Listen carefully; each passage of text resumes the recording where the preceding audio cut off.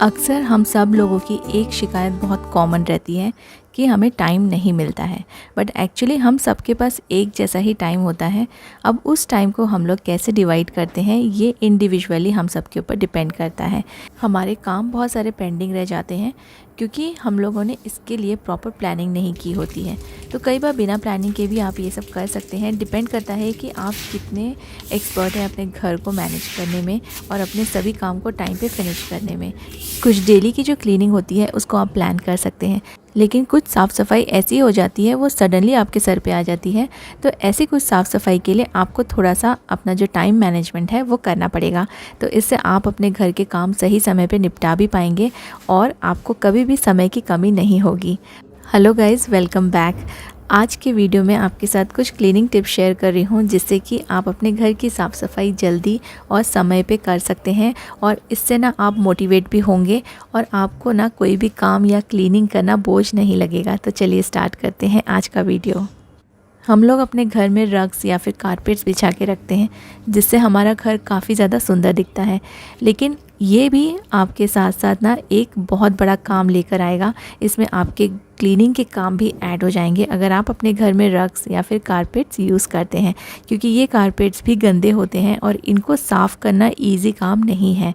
मेरे यहाँ पे बहुत ज़्यादा बड़े कारपेट्स नहीं हैं, मैं छोटे वाले रग्स ही यूज़ करती हूँ क्योंकि मुझे पता है कि शायद मैं जो बड़े रग्स हैं, जो बड़े कारपेट्स हैं, उनको मैनेज नहीं कर पाऊँगी क्योंकि वो बहुत ज़्यादा हैवी होते हैं और उनको घर में वॉश करना बहुत ज़्यादा डिफ़िकल्ट काम है, वो भी अकेले।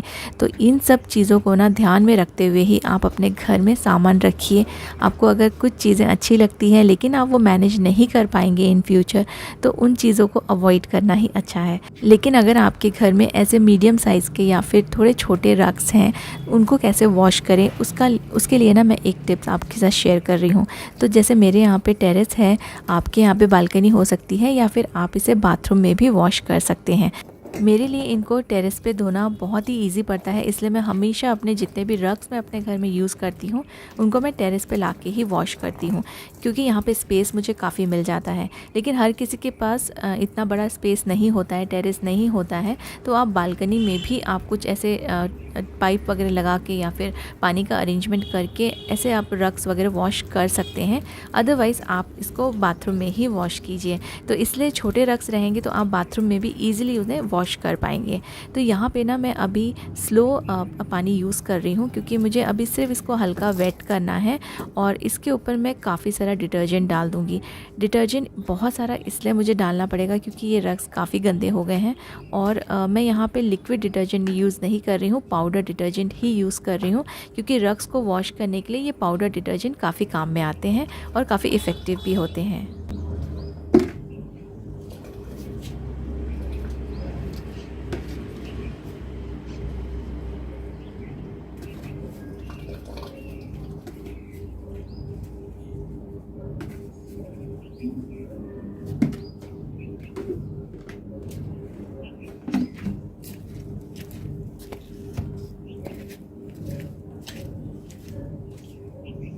इसके ऊपर मैंने डिटर्जेंट डाल के मैंने स्लो वाला जो पानी है ना वो मैं यूज़ कर रही हूँ, क्योंकि अगर मैं यहाँ पे बहुत ज़्यादा फोर्स वाला पानी यूज़ करूँगी तो डिटर्जेंट जो है वो ऐसे ही पानी के प्रेशर के साथ बह जाएगा और फिर रग्स जो है अच्छे से क्लीन नहीं हो पाएंगे। तो यहाँ पे डिटर्जेंट डालने के बाद मैंने ये छोटा वाला पाइप अपने हाथ में रखा है और अपने पैरों की हेल्प से ही मैं इसमें पूरा जो डिटर्जेंट है वो स्प्रेड कर रही हूँ। अब स्प्रेड करते करते ही बहुत सारी गंदगी ऐसे ही निकल जाएगी, तो स्क्रबिंग भी बहुत ज़्यादा नहीं करनी पड़ेगी।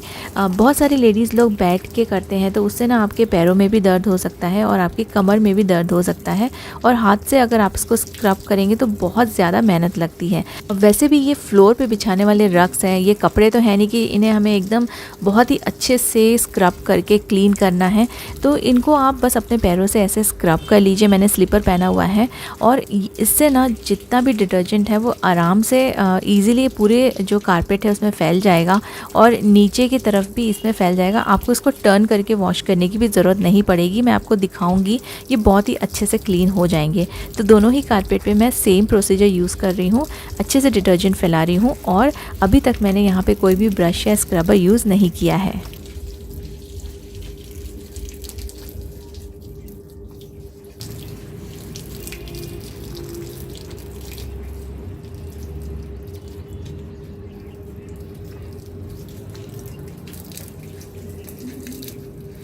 ऐसे टूल्स आप अपने घर में ज़रूर से रखिए, ऐसे लॉन्ग हैंडल वाले स्क्रबर्स, जिससे कि आपको अगेन बेंडिंग की ज़रूरत नहीं पड़ेगी, बेंड नहीं होना पड़ेगा, झुकना नहीं पड़ेगा और इजीली आपके कारपेट्स या फिर फ्लोर आप इनसे क्लीन कर सकते हैं। तो बहुत ही अच्छे से आराम से मैंने इनको क्लीन कर लिया है और जितनी भी गंदगी थी ना, सब आराम से निकल गई है। जब कोई भी डिफ़िकल्ट वाली क्लीनिंग हम लोगों को करनी होती है, तब ये जो क्लीनिंग है ना, ये हमेशा पेंडिंग होती जाती है, क्योंकि हम लोगों को ऐसा लगता है कि इसमें बहुत ज़्यादा टाइम लगने वाला है और कई बार ये बोरिंग भी हो जाता है और इसलिए हम लोग मुश्किल समझ के इस काम को ना छोड़ते जाते हैं और सोचते हैं कि इसको कल कर लेंगे या परसों कर लेंगे और इससे ये बहुत लंबे समय तक पेंडिंग रह जाते हैं। घर के चाहे कोई भी काम हो, किचन के काम हो, खाना बनाना हो या फिर ऐसी डिफ़िकल्ट क्लीनिंग करनी हो, तो इसको इजी तरीके से अगर आप करेंगे तो आपको ये जो काम है ये बर्डन नहीं लगेंगे और आप इसे कभी भी पेंडिंग नहीं छोड़ेंगे। आपके घर में अगर हैवी या बड़े रग्स हों, उनको भी आप ऐसे क्लीन कर सकते हैं। बस उसको उठाने के लिए आपको शायद किसी की हेल्प लग सकती है, क्योंकि जो छोटे रग्स होते हैं वो तो ईज़िली आप अकेले मैनेज कर लेंगे, लेकिन जब ये गीले हो जाते हैं ना, भीग जाते हैं पानी की वजह से, ये इनका जो वेट है ये डबल हो जाता है। तो बड़े रग्स अगर आप वॉश कर रहे हो तो मेक श्योर कीजिए कि आपके साथ कोई ना कोई हेल्प करने के लिए हो। जब ये गीले रहते हैं तब आप इन्हें उठा के आराम से सुखा सकें किसी की हेल्प लेके। तो देखिए पीछे भी मुझे ना, इसके जो कारपेट के पीछे बिल्कुल भी मुझे वॉश करने की ज़रूरत नहीं पड़ी। मैंने सिर्फ सामने ही डिटर्जेंट डाला था और क्योंकि मैंने इन्हें पैर से और ब्रश से दोनों से स्क्रब कर लिया, तो पीछे के साइड भी ये ऑटोमेटिकली क्लीन हो गया है। और यहाँ छत पे दिन भर काफ़ी अच्छी धूप आएगी अभी थोड़ी देर में, तो ये अच्छे से सूख भी जाएंगे और आज ही मैं इन्हें वापस से अपने रूम्स में यूज़ कर पाऊँगी। तो ये अच्छे से सूख गए हैं और ये बहुत ही अच्छे से वॉश हुए हैं। आपको मैं पास से भी दिखाती हूँ, क्योंकि ना ये ऐसा लगता है कि बहुत ज़्यादा स्क्रब अगर हम नहीं करेंगे तो चीज़ें साफ़ नहीं होगी, लेकिन मैंने बहुत ही ईजी तरीके से इनको वॉश किया है। आप जब भी अपने रग्स को वॉश करें तो ये वाला तरीका ज़रूर यूज़ करके देखें। आपको बैठना भी नहीं पड़ेगा और आपको बहुत ज़्यादा हाथों से स्क्रब भी नहीं करना पड़ेगा।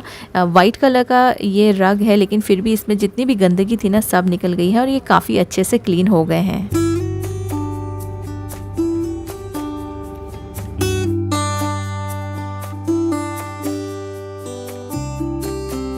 बेड के बिल्कुल साइड में मुझे रग्स डालना अच्छा लगता है, तो साइड में जगह नहीं है क्योंकि एक जगह पे मैंने साइड में एक छोटा वाला बेड रखा हुआ है, तो यहाँ सामने के तरफ मैं यहाँ पे ये रग डाल के रखती हूँ और इससे भी ना काफ़ी रूम ना अच्छा दिखने लगता है। तो आप भी अपने शौक़ पूरे कर सकते हैं, लेकिन जो भी चीज़ें आप यूज़ कर रहे हैं अपने घर में, आप सोच समझ के यूज़ कीजिए, क्योंकि इसको आपको ही मेनटेन करना है और मेनटेन करने में टाइम और मेहनत दोनों ही लगती है। इस रूम में मैंने बॉक्सेस रखे हुए हैं, तो बॉक्सेस कई बार हटाने पड़ते हैं और फ्लोर पे रखने पड़ते हैं, इसलिए यहाँ पे मैं ये छोटा वाला रग यूज़ करती हूँ। एक और जगह है जिसे साफ़ करने में भी हमें ऐसा लगता है कि ये बहुत बड़ा काम है, लेकिन आप इसको कुछ इजी तरीके से क्लीन करेंगे तो ये भी आसानी से क्लीन हो जाएगा। ऐसे वाले जो बेड रहते हैं जिनके अंदर में कोई स्टोरेज नहीं रहता है, तो नीचे काफ़ी स्पेस ओपन रहता है और ओपन स्पेस का होना मतलब बहुत सारे डस्ट का जमना और यहाँ से बहुत सारी गंदगी ऑटोमेटिकली जमती रहती है। चाहे आप कितना भी घर साफ़ रखें, लेकिन बेड के नीचे आपको बहुत सारे जो गंदगी है, बहुत सारा डस्ट आपको मिल जाएगा। जब भी आप यहाँ पे चेक करेंगे ना, तो कुछ ना कुछ गंदगी आपको ज़रूर से मिल जाएगी। तो इस एरिया को भी मेंटेन रखना बहुत इम्पॉर्टेंट है। इसके लिए आपके साथ बहुत ही आसान सा मैं एक टिप शेयर कर रही हूँ। अगर अंडर बेड आपको क्लीन करना है तो आप कोई भी ऐसा लॉन्ग स्टिक ले लीजिए, जितना ये लंबा होगा उतना ही इजी होगा आपको अपने बेड के नीचे का जो एरिया है वो क्लीन करना। एक पुराना कपड़ा लिया है मैंने और इसको मैं यहाँ पे टाई कर रही हूँ। ये कपड़ा अच्छा बड़ा है, इसलिए इजीली इसमें नॉट बन रही है और ये टाइटली यहाँ पे रहेगा। अगर आप छोटा कपड़ा ले रहे हैं तो आप रबर बैंड की हेल्प से इसको यहाँ पे टाई कर सकते हैं। तो लॉन्ग स्टिक रहेगी तो आपका जो बेड है, जितना भी बड़ा बेड है ना, उसके अंदर का पूरा एरिया आप आसानी से क्लीन कर पाएंगे। अब इसमें मैंने कपड़ा जो लगा है वो मैंने ड्राई ही रखा है, मैंने वेट नहीं किया है, क्योंकि जितना भी डस्ट है ना वो मुझे पूरा पहले क्लीन करना है और जो डस्ट है वो इस ड्राई कपड़े में इजीली अच्छे से आ जाएगा। अगर मैं गीला करूँगी ना तो फिर बार बार मुझे कपड़ा जो है वो चेंज करना पड़ेगा, इसलिए पहले ड्राई क्लीन कर लूँगी और फिर उसके बाद मैं मॉप की हेल्प से बेड के अंदर का जो पोर्शन है वो क्लीन कर सकती हूँ। बट पहले जितना भी ड्राई डस्ट है उसको क्लीन करना इम्पॉर्टेंट है। तो देखिए ये बहुत बड़ी मैंने स्टिक ली हुई है। मेरे पास ये फ़ैन क्लीनर का ये मॉप है जो मैंने आपके साथ शेयर भी किया था पहले। तो ये वो उसकी स्टिक मैं यूज़ कर रही हूँ और उसी का जो ये पोर्शन है ना उसको यूज़ कर रही हूँ जहाँ पे मैंने ये कपड़ा बांध के रखा हुआ है। तो पूरा जितना भी अंदर का एरिया है ना, बेड के नीचे का एरिया, वो बहुत अच्छे से साफ़ हो जाएगा और काफ़ी आपको दिख रहा होगा कि अंदर तक आराम से मैं ईज़िली क्लीन कर पा रही हूँ। अगर आप झाड़ू से क्लीन करेंगे तो झाड़ू इतनी बड़ी नहीं होती है और आपको चारों तरफ से घूम घूम के आपके बेड को क्लीन करना पड़ेगा। देखिए ड्राई कपड़े में बहुत अच्छे से जो डस्ट है वो चिपक गया है और अगर गीला होता ना तो ये मुझे बार बार इसको चेंज करना पड़ता कपड़े को, इसलिए मैंने इसे ड्राई ही रखा है। और इस साइड से भी मैं अच्छे से बेड के नीचे का जो पोर्शन है वो क्लीन कर लूँगी। कम समय, कम मेहनत और आपका एक बहुत ही बड़ा जो एरिया है वो साफ़ हो जाएगा। तो ऐसे टिप्स आप ज़रूर यूज़ कीजिए जब भी आप अपने घर को साफ़ करते हैं। ये क्लीनिंग टिप्स अगर आपके घर को क्लीन करने में भी काम में आएगी तो मुझे काफ़ी अच्छा लगेगा, शेयर ज़रूर कीजिएगा।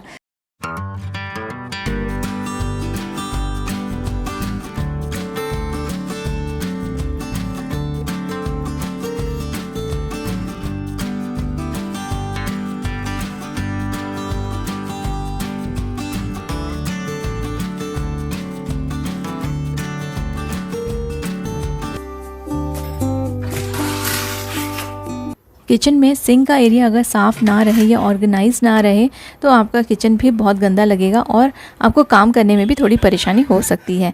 तो जो कैबिनेट के अंदर का जो एरिया होता है ना, वहाँ पे मैं ये सारे डस्टिंग के कपड़े हैंग करके रखती हूँ और ना ये सूख भी जाते हैं क्योंकि ट्रॉलीज़ में से ना थोड़ी थोड़ी हवा आती रहती है। बिल्कुल टोटली 100% ये बंद नहीं रहता है, कहीं ना कहीं से हवा आती है और कुछ घंटों में ना ये जो कपड़े मैंने यहाँ पर रखती हूँ वो जल्दी सूख जाते हैं और इनमें से स्मेल भी नहीं आती है। तो ऐसे आप कैबिनेट के अंदर या फिर कैबिनेट के बाहर दोनों जगह पे आप इन्हें यूज़ कर सकते हैं। काफ़ी अच्छे ऑर्गेनाइज़र है और ये काफ़ी कम रेट में भी आपको मिल जाएंगे, बहुत ज़्यादा कॉस्टली नहीं होते हैं। तो ये मैंने अपने कैबिनेट के दोनों साइड लगा दिया है क्योंकि दोनों ही डस्टिंग के कपड़े मैं यूज़ करती हूँ। और यहाँ पे मैंने कुछ हुक्स लगा के रखे हैं जिससे कि जो यूज़ में आ जाते हैं कुछ छोटी छोटी चीज़ें हैंग करने में, क्लीनिंग के ही चीज़ें, क्लीनिंग के ही टूल्स में हैंग करती हूँ। यहाँ पे एक हुक लगा के मैंने ये वाइपर लगा के रखा है, 2-3 हुक्स लगाए हैं। अगर ये आपको नॉर्मल जो एडिसिव हुक्स पसंद नहीं है तो आप ऐसे सक्शन वाले हुक्स भी ले सकते हैं। इसमें आप कोई भी थोड़ी हैवी चीज़ें भी अगर हैंग करेंगे ना तो ये निकलेगा नहीं, क्योंकि कई सारे लोगों ने मुझे कमेंट किया था कि जो एडिसिव हुक्स रहते हैं वो जल्दी जल्दी से टूट जाते हैं। तो आपको ना उनके वेट के अकॉर्डिंग ही उसमें सामान हैंग करना होगा। कोई कोई हुक्स ऐसे रहते हैं जिसमें हम हल्का ही सामान हैंग करके रख सकते हैं, हैवी अगर आप रखेंगे तो वो जल्दी से टूट जाएंगे। और यहाँ सिंक के नीचे मैं यहाँ पे अपना टब एंड टोकनी दोनों ही रखती हूँ। तो नीचे मैंने ना न्यूज़पेपर बिछा दिया है जिससे कि ना जल्दी जल्दी से फ्लोर गंदा नहीं होता है।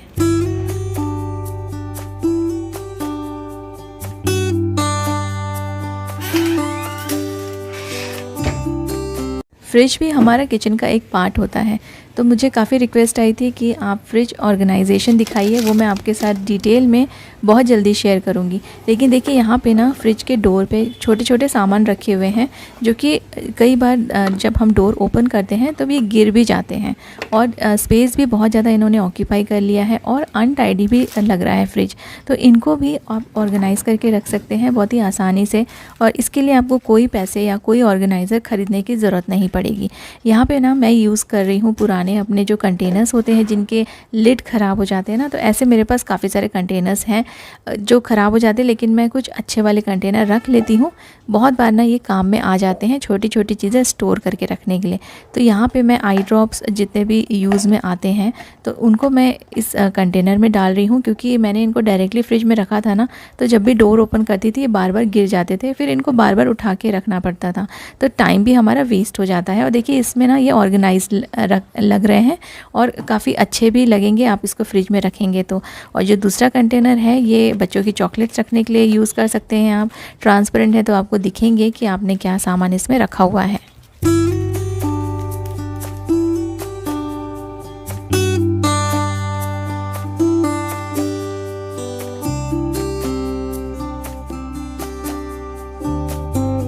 फ्रिज में अगर हम ऐसे छोटे कंटेनर्स यूज़ करेंगे चीज़ें रखने के लिए तो आपको ना थोड़ी एक्स्ट्रा स्पेस भी मिल जाएगी और कितना भी देखिए आप डोर को ज़ोर से खोलिए या बंद कीजिए, ये चीज़ें ना गिरेंगी नहीं। और यहाँ पे आप 1-2 सामान और रख सकते हैं। तो चॉकलेट का भी कंटेनर मैंने यहाँ पे रख दिया है, थोड़ी और स्पेस मिल गई है। अदरवाइज़ विदाउट कंटेनर जब मैंने रखा था तो पूरा स्पेस चॉकलेट ने ही ऑक्यूपाई कर लिया था। और यहाँ पे जो स्पेस बचा हुआ है ना, वहाँ पे मैं और भी सामान रख सकती हूँ।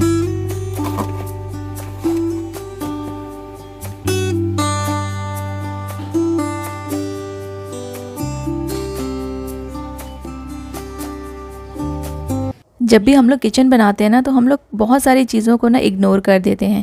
जैसे हम लोग को ना जगह जगह पे जो ये प्लग पॉइंट्स रहते हैं उनकी ज़रूरत पड़ती है, क्योंकि एक ही जगह पे अगर ये रहेगा ना तो हमें ना बहुत सारी चीज़ें यहाँ से वहाँ उठा उठा के लेके जाना पड़ेगा।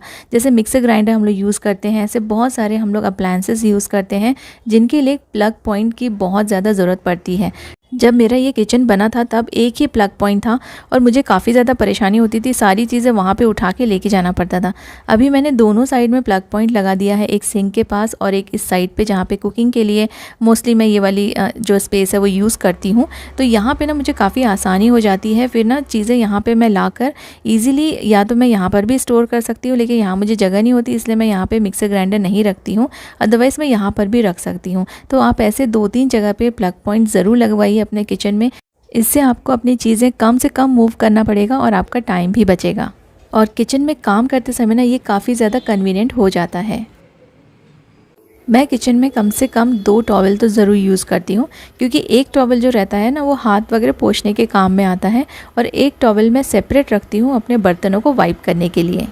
ऐसा करने से हाइजीन भी मेंटेन हो जाती है और जब आपको बर्तन पोंछने के लिए कोई टॉवल चाहिए रहता आपको ड्राई टॉवल मिलेगा। लेकिन इनको हैंग करने के लिए भी आप ऐसे छोटे ऑर्गेनाइजर्स यूज़ कीजिए, अदरवाइज़ इससे भी आपका जो किचन है वो अनऑर्गेनाइज्ड और क्लटर्ड दिखेगा। तो अगर ये अच्छे से हैंग रहेंगे तो ये ड्राई भी हो जाएंगे एंड ऑर्गेनाइज्ड भी रहेंगे। बार बार किचन में मॉप लेकर आना हमारे लिए कन्वीनियंट नहीं हो पाता है, इसलिए आप ऐसे छोटे मैट्स रखिए जिससे कि थोड़ा बहुत अगर पानी गिरता है आपके किचन में बर्तन धोते समय या कोई वेजिटेबल वॉश करते समय, हाथ वगैरह वॉश करते समय, तो आप ना ये वाले जो छोटे मैट है ना उसको यूज़ में ला सकते हैं। और अगर आप छोटे मैट्स यूज़ करेंगे तो ये जल्दी से जल्दी ड्राई भी हो ही जाएंगे। आजकल किचन के साइज़ थोड़े छोटे होते हैं घर के दूसरे रूम के कंपैरिजन में, तो अगर आप सिंक में ही पूरा सामान नीचे की तरफ रख देंगे तो आपको फिर काम करने की स्पेस नहीं मिलेगी और इससे भी आपका किचन ऑर्गेनाइज नहीं लगेगा। तो ये ऑर्गेनाइजर्स मैं यूज़ कर रही हूँ, काफ़ी सालों से यूज़ कर रही हूँ और मुझे बहुत सारे लोग कमेंट करते हैं, इनके बारे में इंक्वायरी करते हैं। तो ये मैंने अमेज़ॉन से लिए थे, लिंक आपको मिल जाएंगे मेरे डिस्क्रिप्शन में। ये काफ़ी अच्छे ऑर्गेनाइजर्स हैं और काफ़ी यूज़फुल हैं। किचन के अलावा दूसरे रूम्स भी अगर आप ऑर्गेनाइज रखेंगे, छोटी छोटी चीज़ें जो ऊपर पड़ी रहती हैं उनको ऊपर ही रखिए, लेकिन आप ऐसे कुछ बास्केट्स यूज़ कर लीजिए जिससे कि आपका जो ऊपर का स्पेस है ना वो गंदा नहीं दिखेगा, टाइडी लगेगा। क्योंकि ना सारी चीज़ें अगर बास्केट में रहेंगी तो अब आपको अगर एक जगह से दूसरी जगह लेके जाना है तब भी आपको आसानी होगी। और मोस्टली जब आप क्लीनिंग करते हैं तब आपको ये सारी चीज़ें उठाकर सरफेस क्लीन करना ईजी रहेगा। तो आप ऐसे बास्केट ज़रूर यूज़ कीजिए, काफ़ी सारे सुंदर बास्केट्स आपको मिल जाएंगे मार्केट में, या फिर हमारे घर में ऐसे छोटे मोटे बास्केट तो पड़े ही रहते हैं, उसके लिए आप इनको यूज़ कर सकते हैं जो चीज़ें आपने ऊपर रखी हुई